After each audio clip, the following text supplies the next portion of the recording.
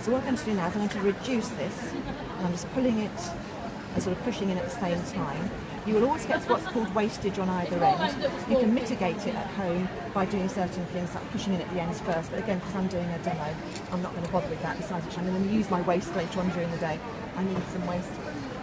And what I'm going to do is I'm going to roll it until it's roughly about 5 inches in length, excluding these waste bits. Now waste is anything where you haven't got the same pattern the whole way down your cane.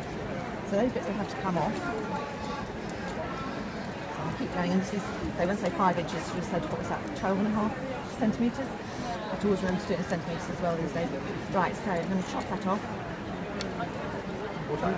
And I'm going to do 3. So those are going to be my outer petals, nice and big. And then I'm going to roll this down a bit so I want some middle-sized petals.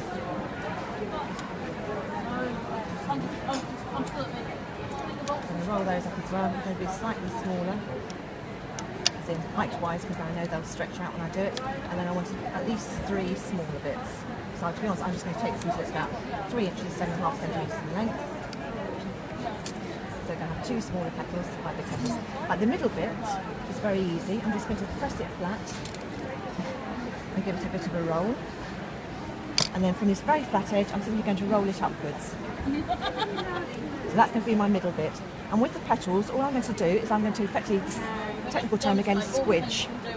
Squidge from sides out. I'm going to make sure that I've got the white towards me and the gold away from me.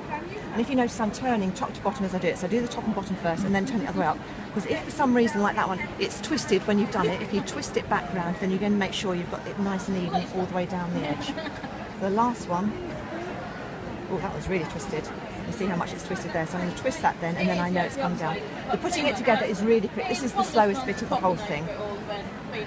So once I've actually finished this bit, it's really, really quick. The great thing about polymer clay, of course, is it sticks to itself.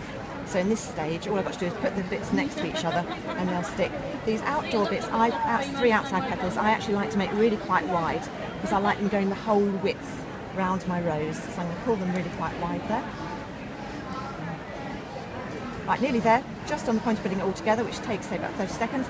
When you're doing a rose, the only thing to remember is that each petal overlaps the preceding petal. So I've got my outer bit there. So I'm going to take my 2 small bits and white to the middle. It's going to pull that round. White to the middle again. I'm going to pull that one round. Keep going round, white to the middle. So I'm on my middle-sized bits now. White to the middle. Each I'm just overlapping slightly. Don't worry about it getting too big. Again, technical term, you can just swidge that down to push those bits into the right size. And then we've got the outside bits. So which way I was going? Okay, that way around. So I'm going to pull these slightly taller at the same time as going around. There's 1.